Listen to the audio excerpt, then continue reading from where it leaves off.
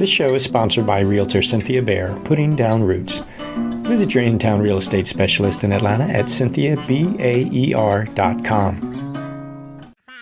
You are now tuned in to the Good Gracious Show. Welcome.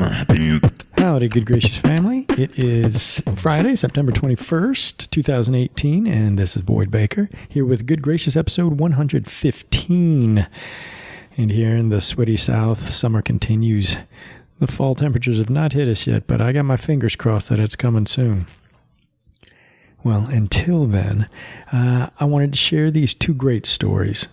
Wonderful folks, ER from Charis Books, the Southeast oldest and most established, I believe, a feminist bookstore, came and talked about Charis Circle and about their eventual move over towards Agnes Scott College, which is a pretty major deal for them.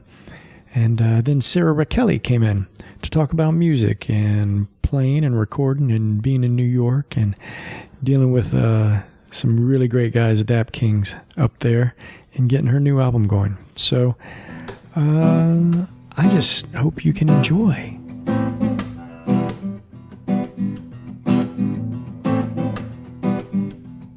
Sara Rachele, musician from Decatur, Georgia. I like that. It's kind of like you're being interviewed at a courtroom.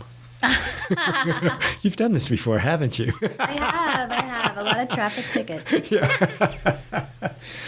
Well, and I bet your last name just gets butchered all the time, doesn't it? Yeah, it's Italian, so it does. Is that it? Yeah. And did you grow up here in the South? I did. I am an original in-town Atlanta kid. Grew up just outside of Decatur in Avondale Estates. So for the local folks, that's a suburb, I guess, but, it's 5 or 10 minutes to downtown Atlanta. Yeah. So. People don't realize how close everything is. Yeah. That is funny. So how long have you been playing? I actually have been writing songs since I was probably 4 or 5 years old. I'm originally a piano player, but my professional career has only been a few years old now, about 4 or 5. But I've been banging on things since I was really little. And that is little. Did your parents, were they musicians, or did they just say, piano would be good for you? Or they just wanted you out of the house? Yeah, it's funny. My dad is an engineer, retired now, but so not musical. He would sing Johnny Cash in the car sometimes. But yeah, he's not musical at all. And my mother is actually a painter. So we had kind of a strange upbringing, Montessori kids, She loves music. I like to say she's the worst piano player I've ever heard, because some of my earliest memories of music are me like going over to the piano and pushing her off the bench and saying, no, mommy, let me do it. And so she laughs about it now, but that's kind of how I think she realized I was interested in music. It's because I told her to stop playing. Yeah. You wanted to replace her, basically. Yeah, she's so bad. She's still but she bad. means well. Absolutely. She's a great artist, but she's really involved in art. And so I think growing up the way that I did, which was different, I grew up with an art education in everything that we did. And so that, I think, really allowed me to feel free to play as much as I wanted to, and to not always be good at everything. So, mistakes were not thought of as negative things, it was just an opportunity to try again. And I think that is really helpful in the music biz, especially now. Yeah.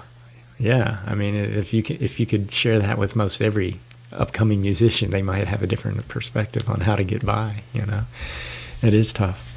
So is keyboard still in your life, or the piano, or have you kind of transitioned? I picked up a guitar a few years into college. I have a degree in music, unfortunately, and I unfortunately, because I consider myself an American folk musician, and a lot of times the definition of folk is that you don't have training, and that's not the case for me. I got a lot of training. A good amount of it did not stick, I think. But so I just love music. I loved studying it. I loved learning about it. I take it very seriously. However, with piano, I find I write differently. So I kind of have transitioned to guitar. Just stylistically, it's a little bit easier. I can get through compositions in a way that I feel is not necessarily more sophisticated, but is just faster and an easier way to communicate what I'm working on. Whereas with piano, a lot of times I get stuck in some other place. So I still play occasionally, but I just like pulled out a keyboard today out of I have a little studio that's an old Airstream, and I pulled it out of one of the cabinets, this Rode piano, and kind of set it out so I would play with it later, but I primarily play guitar now. And why did you, I'm just curious, so why did you feel the pull or the call from the keys to set it up at least so that you could? Well, I don't have a big closet, for one. I don't have a huge closet. But no, I think, writing is so interesting to me because I've met a lot of writers the last few years, and people say, as a practice, you got to sit down and do it whether or not you're feeling inspired. I am not 100% on board with that. I do think that there's a different camp that says, you don't have to. Yeah, and inspiration, I think, if I can just be inspired every day by something, and sometimes that does mean I need to sit in front of an instrument. So I felt like if I pulled it out and sat in front of it and put my hands on it, there might be a shot, It's like it doesn't hurt to try, right? Worst case scenario, you tried. Worst case scenario, there's nobody there. Yeah. Besides my dog. Well, when you write, do you record everything you're doing as you're trying to figure stuff out just in case, or do you just rely on your memory? It depends. A lot of people I know, they do the iPhone thing. They pull out the iPhone. Sometimes I do that. And sometimes I have this little thing, actually. It kind of looks like the microphones we're speaking on now. But it's like a little, I guess it's just a little microphone, and you can stick it into the end of your iPhone.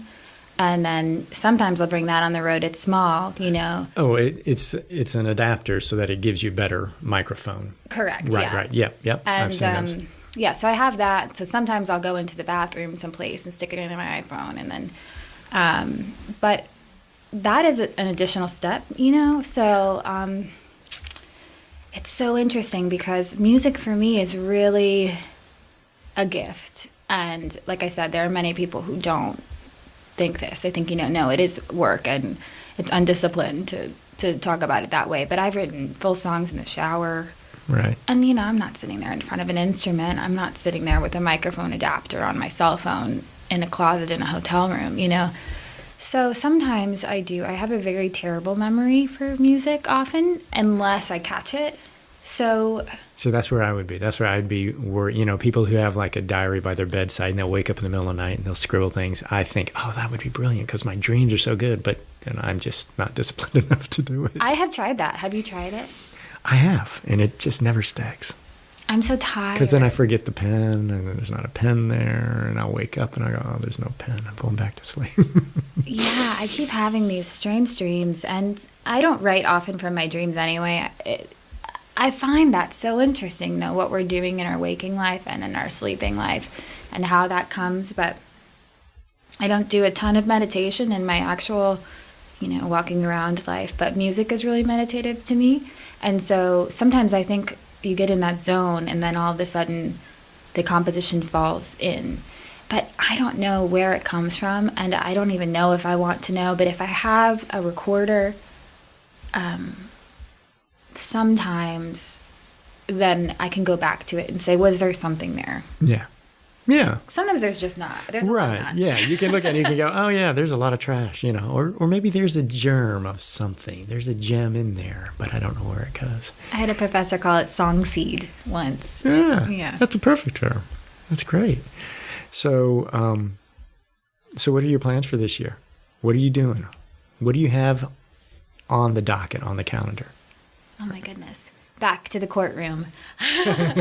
Yeah, okay, so I have been working on kind of the longest project that I have as an adult, conceived and slugged out and worked with the music and then got into the studio. This LP project, it's a full-length album called Scorpio Moon, and we've been working on that in New York City, where I used to live primarily, and it's a little bit of a hybrid. We've been recording there, and then I would come back and mix the songs here in Atlanta, and then I just went and did kind of the final session with the band players up there, and so that project, we're still finishing like the last little touches on that, and then that will release this fall on my imprint, Angry Gal Records, in November. And so that's going to eat a lot of the year, and then we'll go out and promote that kind of thing, and I'm really excited about it. It's some of the first produced music that I've done, which was scary to do. Why? I think, in my 20s, and being a woman, going into a studio with a bunch of just honking musicians, most of whom are male, is always intimidating, but I'm excited to see how it turns out, and I hope that people appreciate the songs on there, because they're kind of the newest material that I've done, and it's an honest LP. So Does it have is it thematic? Is it just a collection of random thoughts from Sara, or what? Yeah, I think that's how I should just title the next one. Random Thoughts from Sara. Right. Yeah, it is thematic. I lived in Nashville for about 9 months, and most of the music was composed and recorded there. Not all the time in my shower, but the title track was initially written in my shower, rather, not recorded in the shower. That would not be good. However, I have recorded a music video in the shower before. It's good to know. There we go. Yeah, it can happen. It can happen. My friend lent me his he has this apparatus. I was living with a videographer at the time, and he lent me a thing that let me kind of hang the camera, move cameras over and lights and everything you needed. Yeah, and he said, I'm never letting you borrow this again. And then he said, actually, I borrowed it from somebody else, so it's okay. Yeah. Because what are you doing in there? But yeah, so I think the theme here is heartbreak and mourning, and just kind of the resolution of the last couple years. It's not all super sad songs. There's some funky stuff on there, and an acoustic component as well. That's kind of where I got my start, is in acoustic rooms with people playing, guitars or just a single keyboard. So there's a little bit of that, and then there's some New York throwback stuff in there too. The guys who played on those songs, a couple of them had worked on Back to Black, the Amy Winehouse record, and so that was really special to get to. Yeah. They're also members of Sharon Jones' backing band, and Dap Kings. Yeah, exactly, and that's just really, they are such special musicians, and they've gone through so much. So I think over the last couple of years, everything has changed for so many people with life and death and all the change that life throws at us. So I think that's kind of the theme, if that makes any sense. Change. There you go. Well, why did you decide to do it in New York? Was it because you just wanted those musicians involved? Because if you're back here, if you're back in the South, or do you kind of feel like part of your heart's still in New York? Well, like I said, I'm from here. So the South, it's so hard. A lot of it gets, in media, we talk about dialect a lot. People use words like croon. People use words like twang. And I definitely have made a conscious decision not to take those Southern elements out of my music. But in this case, the mixing, a lot of the engineers I know and I love, they're from here. They're from the South. However, some of the jazz guys, they're living up in the city. Not always forever, but right now they are. And I'll chase them down. I will really, I'll find them. I literally say, did you sign your lease again? These are conversations I have in the studio with people. Where are you living? Right. But the thing is they say, one of my friends who I met through this project was just saying, I think I'm going to move to Memphis. Because that's a lot of the music is based here. And that's what's neat, is to see that, yeah, we're in New York City, but we're playing music that has Eastern European flares, or that has, roots and blues or folk, or, what have you. So yeah, I kind of went to New York to chase them a little bit. And was Nashville just because Nashville is Nashville and you had to see what that was all about? You know, there's a little bit more of a complicated reason, I think, for that. But we don't have to delve deep. I was just curious because I find people going to Nashville and then retreating from Nashville all for different reasons. So, yeah, I love how many musicians there are there. I loved that. I am also allergic as heck to that state. I literally could not breathe. My throat was closing up. They had some of the best doctors there for singers, thank goodness. Wow. But I got super sick living there. They say it's a basin, so a lot of the allergens come in. Wow. And I'm vegan, but I cheat. Don't tell PETA. I cheat with honey. And the reason is because it's so medicinal. Right. And so I ate a lot of local honey over the last couple years. And it's funny because I eat it from New York, but primarily Virginia, Tennessee, and Georgia is the local honey that I just kind of... Yeah. Well, that's what you need, though. If the allergens are down here, man, you wanna get them out. Man, but so it made my voice sound weird, to be honest. Yeah, it made my voice sound weird. And I called one of the members of like the team I work with, also a very good friend of mine, and I called him like, Brendan, I said, you know, I've been so sick. And he's a kind of music historian kind of guy. And he said, well, don't you know that's what they say about Nashville? That's why all the records, like the old records, sound so nasally. They say the singers all were sick with allergies. Oh, wow. And I never heard that. No, I've never heard that either. I mean, I grew up in Tennessee, too. I was born in Cookeville, and all my family's from Franklin and Nashville. So. You never heard that? I never heard that. But yeah, I really, really, really liked that. I did not like how small it felt. Yeah, it's not a big town. People don't realize it's pretty small. You know, it's compact. That's for sure. It's different. Yeah, and then I quit drinking, and then I was like, what am I going to do here, you know? It's like living in New Orleans, and you're like, nah, I think I'll move. Yeah, I was like, this is just, you know, I can't breathe. But, you know, some of the best musicians I've ever met were in that town or are from there. There's studios everywhere. I really liked that a lot. Yeah. But, yeah, I just kind of went there and soaked it in. I worked on one project there, and I loved it. But they thought I was weird, for sure. I like analog recording. I like old tape machines, and there's some of that there. But there's also big honkin' studios and just stuff that is not really my wheelhouse, but that like makes great music and great money for lots of people. So, so do you think your new LP, when it comes out, are people going to see it as folk, or what's the definition that needs to be? You know what I'm saying? Can I be honest here? I think I'd rather you lie. Good. You know, it's difficult because as an artist, that's something I've really found difficult is the genre situation. Because your moods go in different ways. A song doesn't always stay in one genre. Yeah, and I feel a lot of that is based in commercial radio primarily is when it becomes important, right? And I run my own independent record label. So I have a partner in New York that is really great.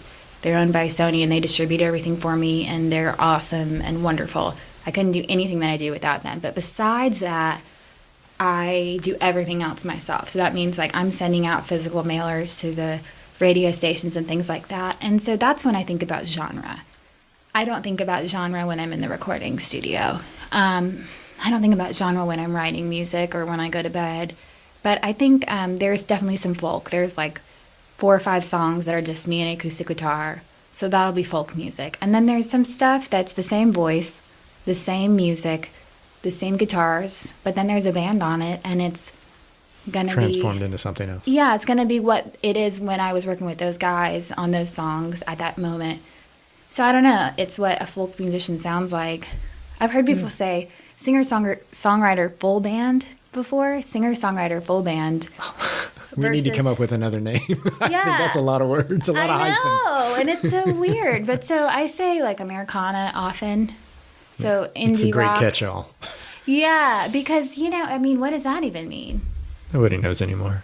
So yeah, but I would say it's going to be independent and it's going to be folk music, and then, but you know, I think the genre it goes on iTunes or something is, I think it's under rock, maybe Americana, I think that's how it goes. They make you choose. Yeah, you know? you got to pick. That's the hard part. It doesn't make any sense because there's a ton of music out there that does not fall into one genre.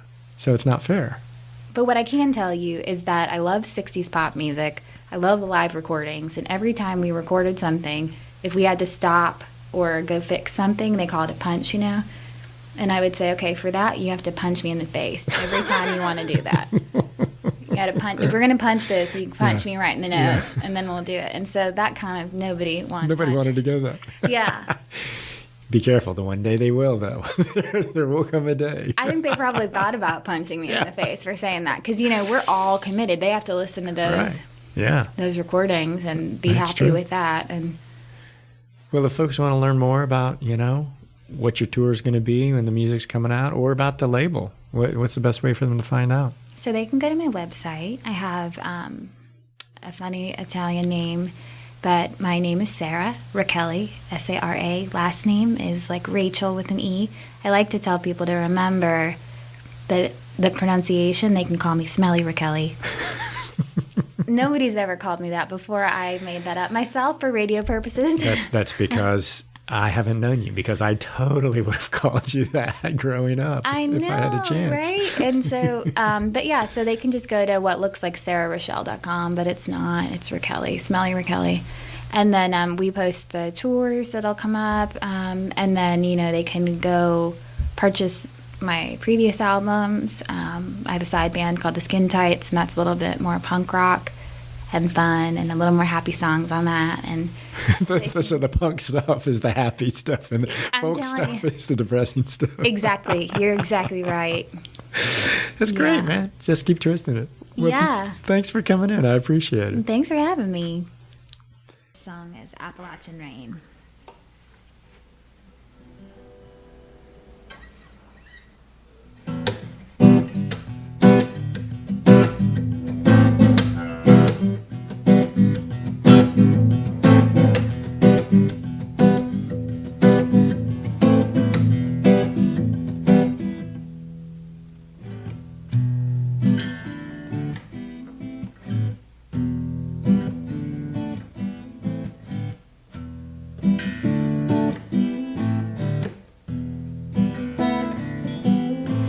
From Appalachia, pounding gum and pitch, heedless of his passions, a crooked walking stick, a wise man, sitting silent.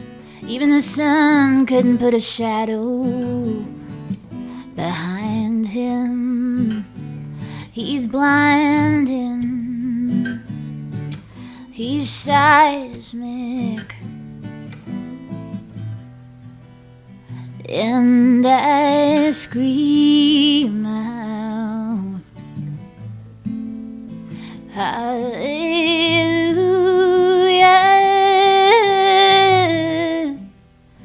like a child with his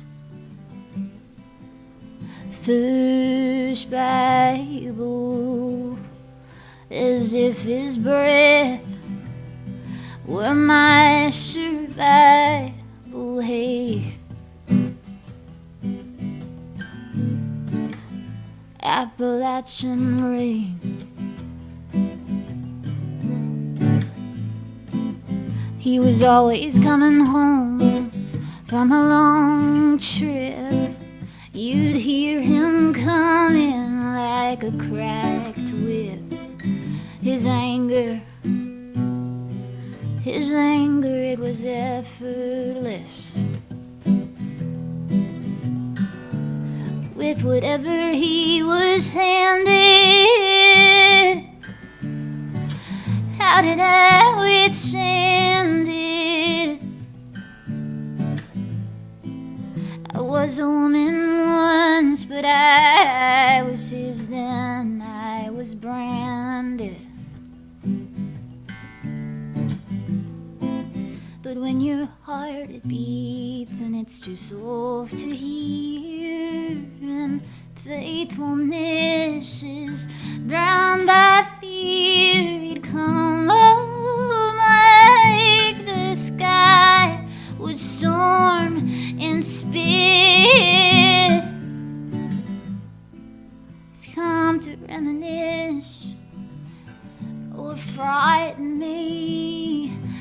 capsize me, surround me like steam rising, yeah.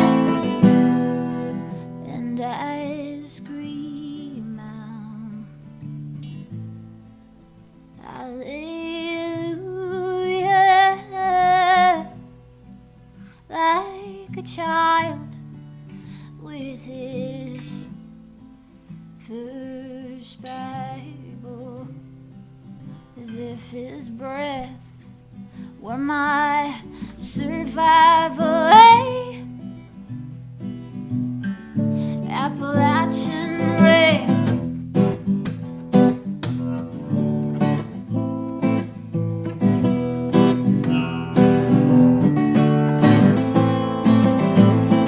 One night, as the doorknob clicked, my mouth was as dry as a salt lick. I had his whiskey ready, or he'd remind me with his fist.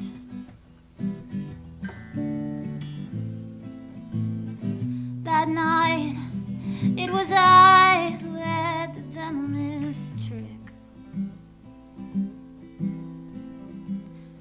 I swear the rain had stopped and he got so awfully, awfully, awfully silent.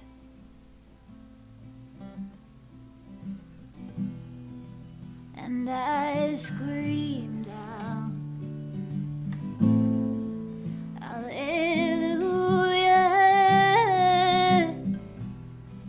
like a child with his first Bible, as if his breath were my revival. Hey, Appalachian rain.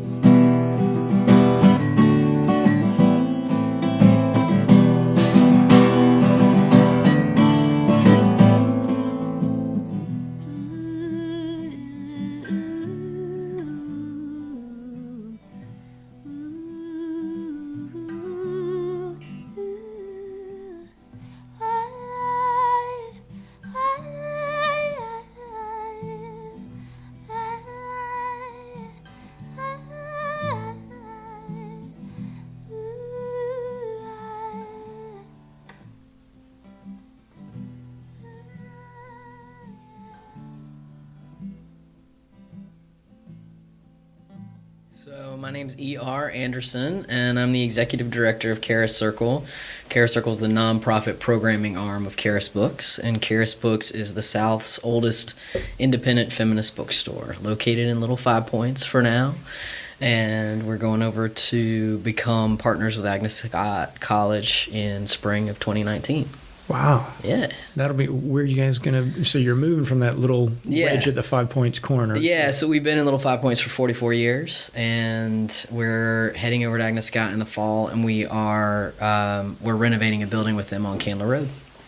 Is it closer to the railroad tracks or on the back side? It's about, I want to say like 6 houses up on the left on Candler, so near the railroad tracks. Okay. Yeah. Well, that'll be good. It's going to be great. We're really excited. Well, and to be so close to a university crowd, especially. Yes. We're excited to have the lifeblood with the students. So. Well, how long have you been with Charis? So I started working at Charis when I was a teenager. So I am 36, but I started working there when I was 15. So I have holy smokes there. I know. People like invite me to come talk about, feminist careers, and I'm like, well, there are very few, and the trick is to start when you're a child. Yeah.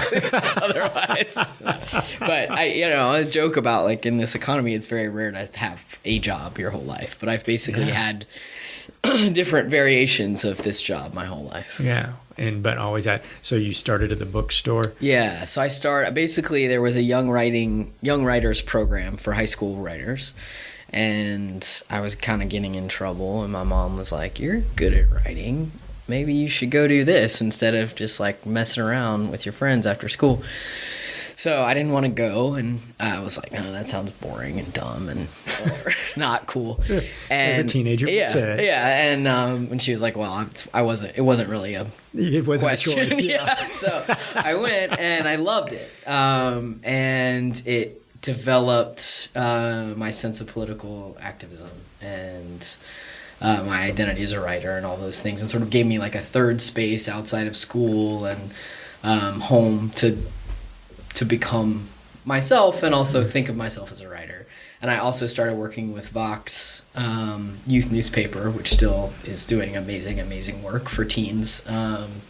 In fact, they're doing even more amazing stuff now than they were when I was doing. Oh yeah. Because they have all of the digital media they can do now. So they do great video stuff, all the stuff that when I was there, we were in the 90s, we were, clunking around with giant cameras and stuff, and now they do it all with a phone. And they do some podcast stuff, and they're just awesome. But so it's kind of working, coming at it from the writing side, and writing is activism and storytelling stuff. And then they were like, well, you hang out here so much, do you want to just like unpack some boxes and we'll pay you a little bit and then you can buy books, which was great. So I did basically that. You were making no money. Yes, you were which is pretty much still the case. Yeah. But, and then I went away to college in New York and graduate school in Mississippi and studied creative writing in both places. And then, but throughout that, I was coming home in the summers and over Christmas break and working in the bookstore, and then they basically very kindly they did not have a job for me on the nonprofit side when I came back, but they were like, well, we'll make a writing programs director job for you, which was very sweet. And so came back and did that, and then became the program director in 2009, and then became the executive director of all of our events in 2012. Now, a lot of people probably don't realize that there are events. If they go to Little 5 Points, they might know that little bookstore right next to, the big crazy soccer haven. Yes. We're very glad the World Cup's over. Yeah. People in Atlanta are fans of the World Cup, but we could not be more happy the World Cup is over. So we do 270 events a year, which I think people have no idea. They have no grasp. We joke that we are still Atlanta's best kept secret. We are Atlanta's oldest bookstore, and we're out there hustling all the time. We have a very small staff, and we do a ton of stuff. So we do the normal stuff you'd expect, like we do poetry readings and new author. We do a lot book of stuff signings and all those kind of standard stuff. We do a lot of stuff for local authors, for sure, but we do a ton. Our wheelhouse is really like progressive nonfiction. Those are our biggest events. So people like Roxane Gay have come through recently. Other sort of big name feminist nonfiction, and a lot of stuff on racial justice, social justice, economic justice, stuff like that. And then, but we also do things like yoga every Sunday morning. So we move all the shelves in the store and have like a pay what you can yoga class. Wow. And it's really good for beginners. So if you're like intimidated to do yoga, you can come learn how to do yoga. Yeah. Nobody's gonna like judge you for not being skinny enough, right? Flexible enough. So it's cool because it's a very diverse class. People of all ages. So a lot of seniors who've never done yoga before, people in their 70s are like, well, okay, I'll try it here, which is fun. We have several sort of support groups. We have a writing group called Making Space that is for people who are in helping professions. So like people who are EMTs or teachers or nurses, caregivers, a lot of people who work at the VA, like people who a lot of their energy is focused on, caring for others in a variety of ways, how to use writing as a tool to reconnect to what they need. So a lot of them are thwarted artists, or they're like really empathetic people who are in the work that they do because that feeds them, but they also sort of feel like, God, I'm also an artist and I give away too much of myself in my day job. So they come to this writing group and they kind of have that in common, and it's a really good way for them to, at least for a couple hours a week, get their juices flowing. Right. So we do that. Do you just have a list on your website that kind of we do, gives the layout? And Facebook and Instagram and all that kind of stuff. So happy. So I mean, that's a lot of programs. Yeah, Is that like every 2 or 3 a day, every day of the week kind of thing? No, but it's almost every day of the week is really how it ends up. So we don't take too much time off. Yeah. Well, so you're programming that, and then did you move from that to Charis? Or explain what Charis Circle is now. Okay, so Charis Books was founded in 1974. And then in 1995, 1996, end of 1995, going into 1996, we realized through some friendships with nonprofit consultants that actually we were already doing a ton of programming, not as much as we do now, but maybe 90 events a year. that was like kind of a lot for a bookstore, and that even our most sort of normal bookstore-ish stuff was geared towards a social justice mission, and that we could probably get that funded as a 501c3. And so we became a hybrid in 1996. So the bookstore is for profit. When you buy books from the bookstore, you are supporting a for-profit business. And then we created the nonprofit programming arm. And so all of our events and everything else, because that was such a big part of our model, we kind of needed that to be off the bookstore books. I gotcha. Because that was such a separate part of what we were doing, and it took so much energy. And particularly as a niche bookstore that served as like a community center, and sort of, particularly before the internet, like a welcome to town kind of space for a lot of people would come to Charis and be like, everything from, I just found out my kid's been sexually abused, to I'm going through a divorce, to my mother is dying, to, like I'm coming out as gay, or like, oh, I need a job, I'm homeless. Like, we get so much stuff, and we joke that we are like therapists and priests, and like we catch a lot of people who fall through the cracks, and a lot of people who don't know where to go. And so, or who don't feel safe accessing more traditional services, or they are not sure if they can access, it's like, if I go to Grady Hospital, will they respect me? Will I be safe? Or if I go to this crisis center, will they understand? Or if I go to this homeless shelter, can my whole family come with me? Like, and Atlanta is such a patchwork of services, unfortunately, and so there aren't that many places that hold a lot of the institutional history and knowledge of the city. And so one of the things that I love about being a native Atlantan that grew up in the city and that has connections to all these different communities is being able to say, okay, like, you're homeless and you have a son, that's 16. Where do you go? It's actually really hard. Right, because if they get to a certain age, you're no longer able to take them to shelters and things like that. So it's important that we can refer people to the right place. Or it's important for us to be able to know where to refer transgender people who are homeless, or, there are all these kinds of things. And to also work with like the city officials and say like, hey guys, we're seeing a lot of this in Little 5 Points. Do you know? Like, I mean, we're seeing, you talk about the opioid crisis. Like, we're seeing it daily. Very, very regular heroin overdoses. And Ira, who works at the pharmacy, is literally saving lives with Narcan once a week. I mean, like, and that's just up the block. Right. So to be able to talk to city officials and have them, hopefully, I think, take us seriously, or at least be able to give that anecdotal data and say, like, here's what we're seeing. Like, these are the folks that we talk to every day. And so I think people have no idea, for the most part, that a bookstore would serve that function. But, we always are like, hey, bookstores are some of the last free community places that you can come into. You can just be, you can just hang out. We're one of the only places you can go to the bathroom for free in Little 5 Points, stuff like Probably that. shouldn't tell anybody that. I know, but, it's like so much of that, like, so many of our public spaces are being whittled down and, like,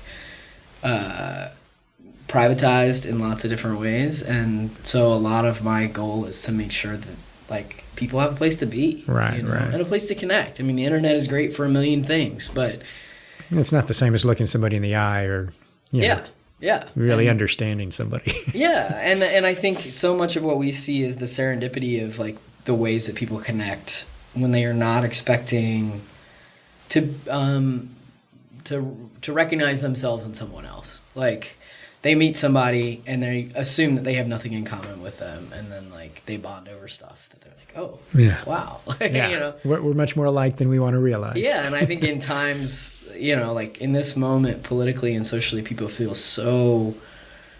I think in general, like often in this place of despair around, you know, humanity and like whether or not it is possible to make connection. And I see daily the ways in which people are able to connect across differences that may initially seem like really insurmountable. So that is like the best part of being in a real place. So my like takeaway is always people need to leave their houses. Yeah. Get off the internet, leave your house. Stop watching TV for a minute and just see. Shut off your phone. Yep. Yeah. Well, so does Charis Circle and the bookstore then operate in the same space in essence, and the programming happens in the same space, and it's just a matter of how you put the efforts or where the people are putting the support in the back end. Yeah, so Charis Books and Charis Circle, we really are a hybrid. We talk about Big Charis as sort of the umbrella, and then we exist as these co-equal partners underneath this. And we're really excited because in the spring, we're entering into this, we're basically adding a third arm of Charis, which is going to be our Agnes Scott partnership. So we're moving over to Agnes Scott College, and we're going to serve the Agnes Scott student community by being their school store. Yeah. So we're gonna. Whoa. Yeah. That is big. Yeah, we're gonna be their their hub for students. So they've their textbooks are still going to be fulfilled through an online service, Follett. But we're going to do everything else. All of their sweatshirts and T-shirts, all their school spirit wear, all of their sundries. So everything from like candy to pins to all that kind of stuff.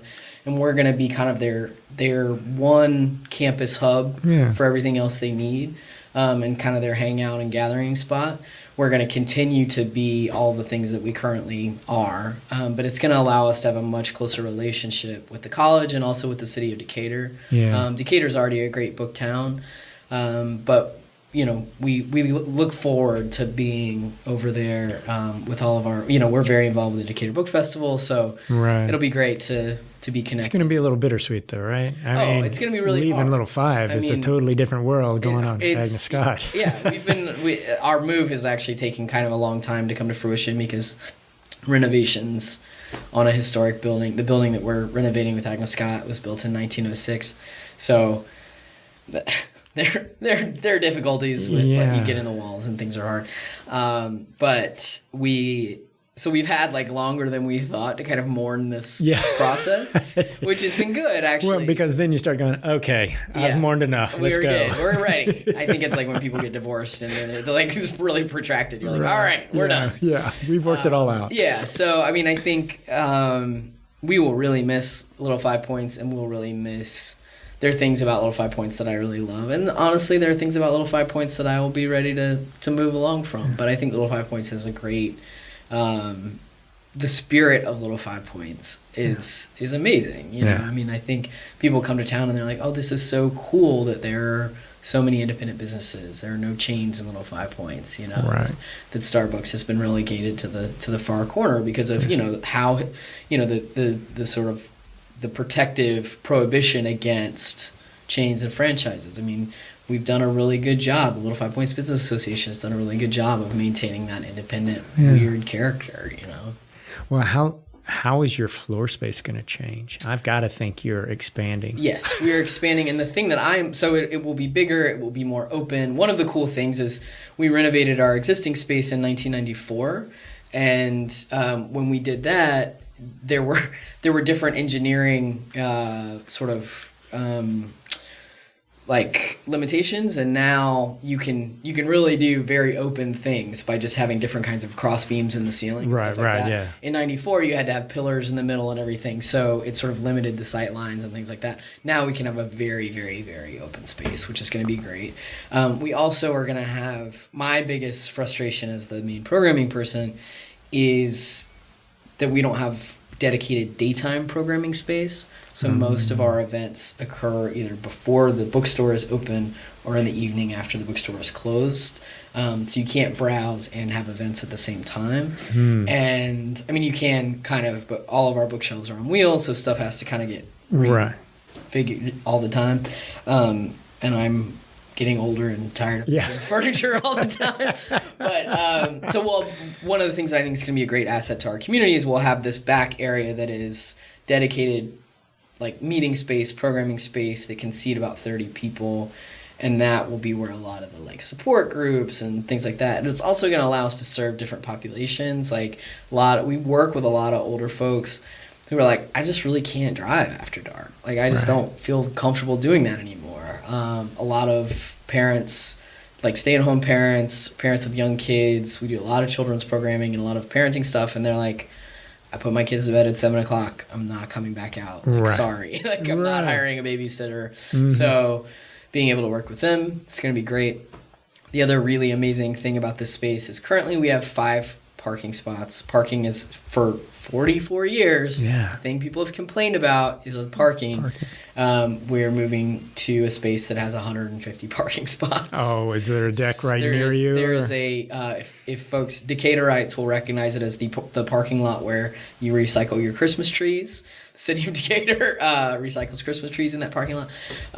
So it's going to be great. We're also going to be about half a mile closer to MARTA, which is huge. And we've mapped, I had a friend who uses a wheelchair go with me we walked it and rolled it all the way door to door from the MARTA station to our place to make sure, because one of the things that we really struggle with is it's hard for people who use wheelchairs to go from the Inman Park MARTA station to our spot, because the trees in Inman Park just have ripped up the sidewalk so badly that we can't in good conscience tell people, oh yeah, just take MARTA. Like it's rough. Like are you going to off-road all the way up, ride in the street? I mean, you do see people riding in the street, but it's rough. So being able to be like, yes, you can safely take MARTA, whether you're walking or if you use a wheelchair or whatever, and just go, and it's less than half a mile. That's huge. That is huge. And we're on a bus line. I mean, all of it is just better for our population. Yeah. So. Well, that's terrific. Yeah. Well, so I'm guessing this is really the biggest plan that Charis has cooking. I can't imagine. I mean, do you have any other goals once you get set? I mean, or are you just trying to hold on to the comet right now? I think that we will certainly sort of get in there and then do another 5-year strategic plan once we're in there. But I think so much will shift and change once we see, figure out how it's going to work. What do the students want? What do the staff and faculty want? What does that neighborhood want? How is that really different? One of the things, while we will miss Little 5 Points, we don't get a ton of walk-in traffic. We are still very much a destination store. So we believe, based on sort of the data that we gathered from our customers, that, they will follow us there. That's not going to be a problem. But, there's always a little trepidation anytime you move a business or you move an organization. Like, will your people follow you? Yeah. I think they will. But, that's scary. So trying to make sure, we do good messaging around that. And honestly, because this move is kind of been protracted as we've done this renovation, it's like, all right, we're really there. And we're such a small staff. I mean, I'm our nonprofit's only full-time employee. We have one full-time bookstore employee, and everybody else is part-time. So being able to be like, all right, guys, we really need the community. We've always been a community supported spot, both in goodwill and love and time and energy, but also economically. So this is the time for folks if they want to pony up. This is it. So, and they have. I mean, it's been powerful to see people come out and support us. Well, that's exciting. So do you have an actual date, or are they just giving you spring? Our building should be done in December, but you can't move a retail spot in December because that is prime retail time. So we expect to be in March. So we're going to take our time moving. And really, Fingers crossed. Everything's smooth. Yes. That's awesome. Well, if people want to learn more, what's the best way for them to find out about Charis Circle and the ways they could get involved in the programming and the bookstore as well? Yeah, so they can go to charisbooksandmore.com. So Charis is spelled Charis, And the website is CharisBooksandMore.com. And then Charis Circle is CharisCircle.org. But if you go to CharisBooksandMore.com, there are many more offshoots to Charis Circle, so start there. Well, thanks for coming in here. I appreciate it. Thank you.